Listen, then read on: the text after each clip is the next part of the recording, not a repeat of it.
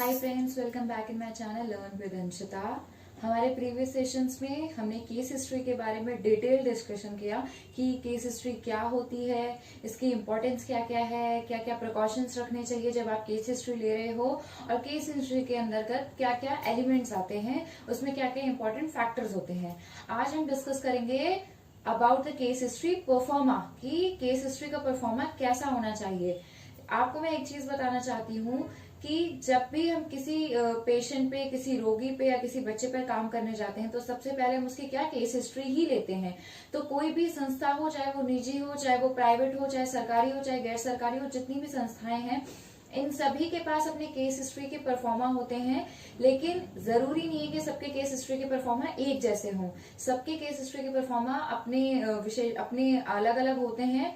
लेकिन ये है कि उनमें जो मुख्य बिंदु हैं वो सबके एक जैसे होते हैं। तो आज हम यही डिस्कस करेंगे कि केस हिस्ट्री का परफॉर्मा कैसा होना चाहिए और इसे कैसे भरते हैं। तो हम सबसे पहले शुरू करते हैं।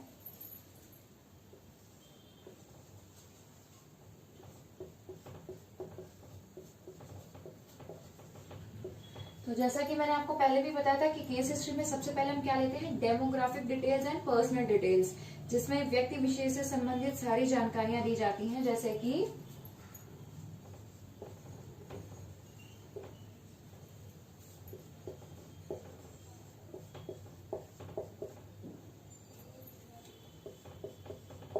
यहाँ डीओबी का मतलब है डेट ऑफ बर्थ,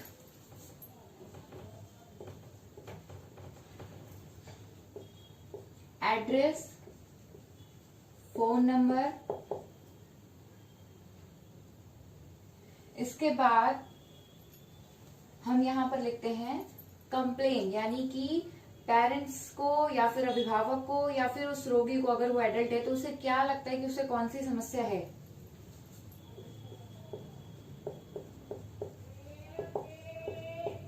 ये ध्यान देंगे कि कंप्लेंट में कोई भी साइंटिफिक टर्म नहीं होगा। जो भी माता पिता आपको बताते हैं आप उसे ही सीधे सीधे यहाँ पे लिखोगे।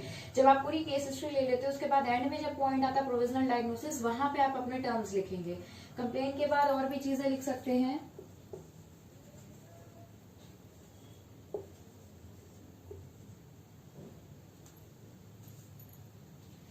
रेफर्ड बाय, यानी कि आपके पास वो पेशेंट या वो रोगी कैसे आया है, उसने कहीं ऑनलाइन या नेट के थ्रू देखा था, कोई मोबाइल के माध्यम से जानकारी मिली, किसी कैंप के माध्यम से जानकारी मिली, या किसी अन्य स्पेशलिस्ट ने आपके पास भेजा, यहाँ पर वो लिखते हैं।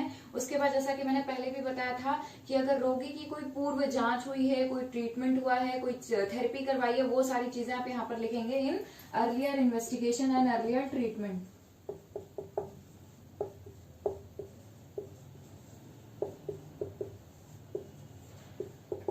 अर्लियर इन्वेस्टिगेशन, अगर कोई रिपोर्ट है तो उसकी रिपोर्ट यहां पर मेंशन करेंगे, एंड सेम अर्लियर ट्रीटमेंट। तो ये सारी चीजें हो गई आपकी बेसिक पर्सनल डिटेल्स में। इसके बाद आते हैं हम नेक्स्ट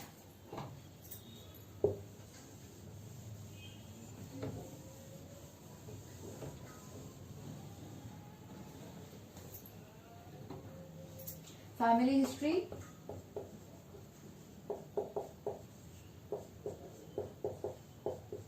फैमिली हिस्ट्री में दो कॉलम्स होंगे, एक फादर के लिए और एक मदर के लिए। उसके बाद यहाँ पे उनका नेम, एज, ऑक्यूपेशन,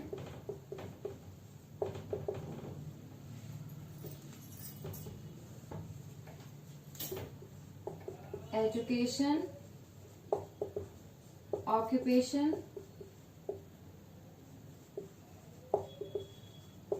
इनकम, यही सारी जानकारियां हम माता के लिए भी लिखेंगे। अब आपको भी पता है कि एजुकेशन, ऑक्यूपेशन, इनकम, ये सारी जानकारियां लेना बहुत जरूरी है। इससे हमें ये पता चलता है कि बच्चे का एक कह सकते हो ना कि आर्थिक स्तर क्या है, और कहीं अगर सरकार की तरफ से जो सुविधाएं मिलती है, जो छूट मिलती है, उस स्लैब में आते हैं तो हमें वो छूट प्रदान करनी है। तो इसलिए सारी जानकारियां लेना आवश्यक है। इसके बाद हमारा नेक्स्ट पॉइंट आता है फैमिली हिस्ट्री के अंतर, कि कहीं परिवार में मदर के साइड या फादर के साइड यानी माता के तरफ से या पिता की तरफ से किसी को कोई समस्या तो नहीं है, और अगर है तो उसके साथ उस बच्चे का क्या रिलेशन है।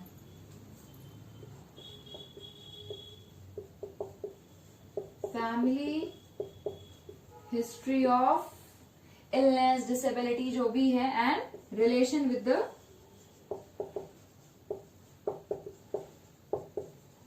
केस, यानी जो पेशेंट आपके पास है, जो बच्चा आपके पास है, उससे उसका क्या संबंध है। इसके आगे हम बढ़ते हैं अबाउट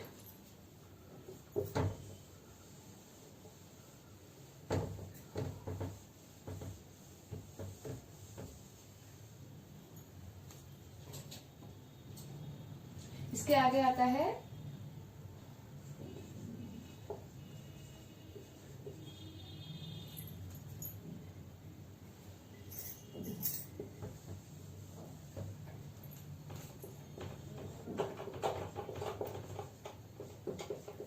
बर्थ हिस्ट्री, जिसमें आपके दोनों आ जाएंगे, prenatal and natal history. ये दोनों जानकारियां लेनी है, पॉइंट वाइज लिख सकते हैं प्री नेटल हिस्ट्री में।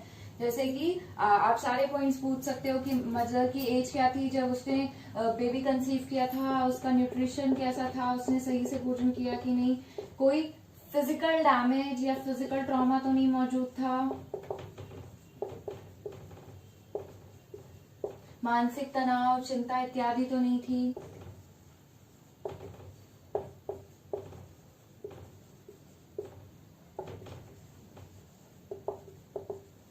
मेडिसिन इनटेक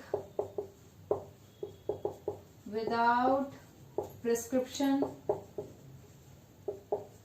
यानी डॉक्टर के बिना सलाह के कोई दवा ले ली हो,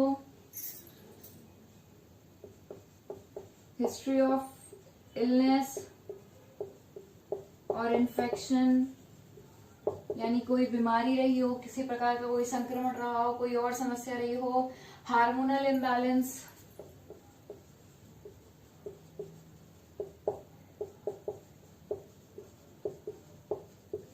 ये सारे पॉइंट्स हमने ऑलरेडी केस हिस्ट्री सेशन में और कॉजेज में डिस्कस कर लिया है। तो ये सारे पॉइंट्स में जो भी प्रेजेंट है उस केस के साथ आप वो सारी चीजें पूछ सकते हो।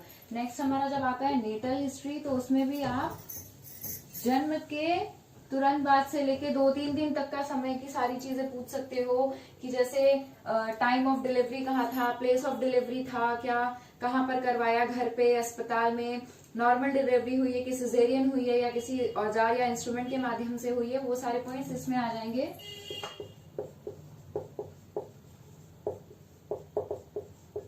Place of delivery, time of delivery, बच्चा जन्म के तुरंत बाद रोया था कि नहीं रोया था, जन्म के तुरंत बाद उसे पीलिया या कोई अन्य इन्फेक्शन तो नहीं हो गया, ये सारी जानकारियां लेंगे। जन्म के समय बच्चे का वजन कितना था,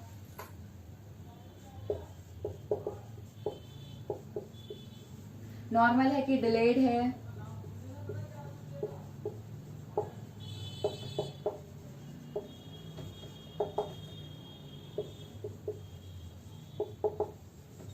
तो ये सारी चीजें आपकी आ जाती हैं नेटल में, आप ये सारी जानकारियां पूछेंगे। उसके बाद नेक्स्ट आता है हमारा मेडिकल हिस्ट्री या postnatal history.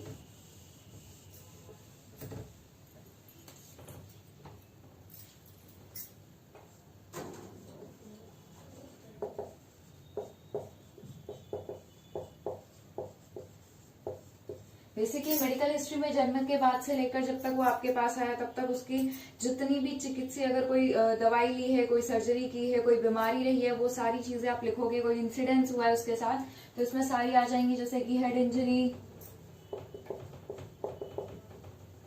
Accident,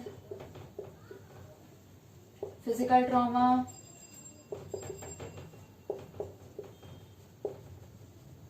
mental trauma, इसके अलावा और भी जैसे कि मैंने कुछ सेशंस में आपको बताया था कि सडन नॉइज एक्सपोजर जो जाता है, जैसे कि अचानक कान के पर्दे के पास मतलब कान के पर्दे में डैमेज होता है, अचानक कान के पास अगर कोई कह सकते हो आप पटाखे की आवाज हो जाए या सडन टायर फट जाए, इस तरीके का अचानक से जो लाउड साउंड होता है उससे हमारी टिम्पैनिक मेम्ब्रेन डैमेज होती है। तो ऐसा कुछ हुआ है, या वो ऐसा कोई काम करता है, कोई लेबर है, कोई वर्कर है जो कि कंटिन्यू नॉइज एक्सपोजर में रहता है, जो मैंने आपको ऑलरेडी बताया था नॉइज इंड्यूस्ड हियरिंग लॉस होता है। तो इस तरीके की कोई स्थिति है, कोई अचानक से केमिकल हो सकता है शरीर के किसी अंग पे गिर गया हो, आंखों में चला गया हो, उससे कोई प्रॉब्लम है, तो वो सारी डिटेल आप मेडिकल हिस्ट्री में लिखोगे। नेक्स्ट हमारा पॉइंट आता है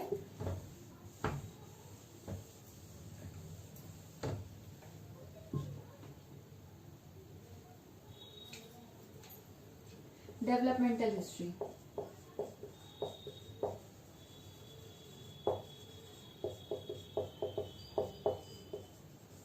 डेवलपमेंटल हिस्ट्री में भी आप कुछ बेसिक पॉइंट्स पूछ सकते हो, जैसे कि आपको पता है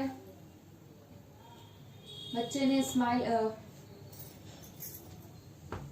या तो आप सारे चारों डेवलपमेंट्स को एक साथ कलेक्टिवली भी पूछ सकते हो, जो बेसिक ले सकते हो, या सबके कॉलम्स अलग अलग बना के भी ले सकते हो, जैसे कि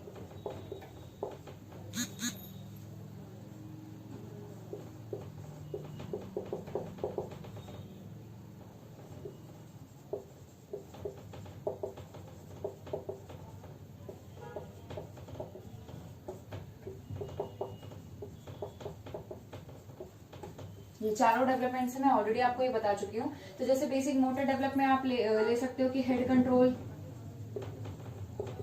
बच्चे ने कब करना शुरू किया, सिटिंग विदाउट सपोर्ट,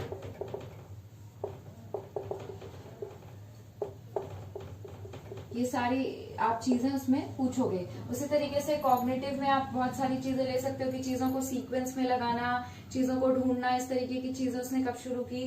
कम्युनिकेशन में आवाजों की तरफ ध्यान देना या गर्दन घुमा के देखना, बब्बा बब्बा, मम्मा मम्मा, पप्पा पप्पा, इस तरीके से साउंड निकालना। सोशल एंड इमोशनल में क्या कहते हैं, अपने पेरेंट्स को पहचानना, अनजान को देख के रोना, इस तरीके की चीजें आप उसमें लिख सकते हो। तो ये इस तरीके के डेवलपमेंटल चार्ट, जरूरी नहीं है आप पूरा डिटेल लो, लेकिन कुछ बेसिक पॉइंट्स पूछ सकते हो जिससे कि आप अंदाजा लगा सकते हो कि बच्चा नॉर्मल पैटर्न फॉलो कर रहा है या थोड़ा डिले चल रहा है।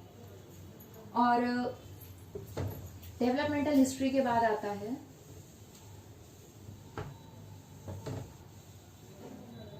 Educational history.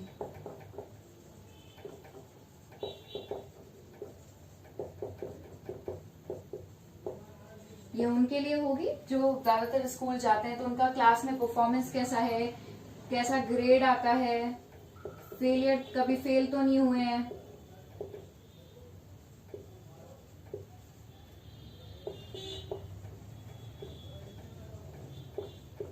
रीडिंग स्किल्स कैसी हैं,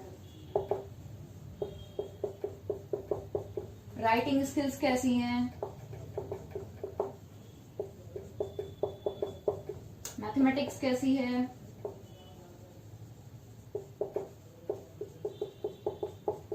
तो ये सारे कौशलों की मतलब बच्चा आप कैसे पढ़ पाता है कि नहीं सही से, लिखने में बनावट कैसी है, अक्षर मिल तो नहीं जाते या अक्षरों को उल्टा तो नहीं बनाता, गणित के सवालों को करने में कैसा, ऐसा तो नहीं कि 2 स्टेप्स करता है 3री स्टेप छूट जाती, इस तरीके की डिटेल हिस्ट्री लोगे आप एजुकेशनल हिस्ट्री में। उसके बाद आएगा आपका प्रोविजनल डायग्नोसिस।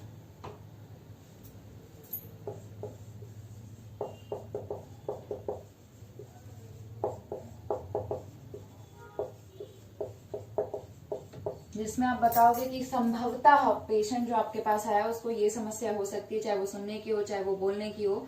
जो आपको समस्या लगती है, सिर्फ आप कह सकते हो कि सिर्फ बोलने की, सुनने की नहीं है, या फिर उसको चलने फिरने की, जो भी समस्या आपको लगती है यहाँ पर आप अपने टर्म्स यूज करेंगे। नेक्स्ट लास्ट आता है हमारा रिकमेंडेशन।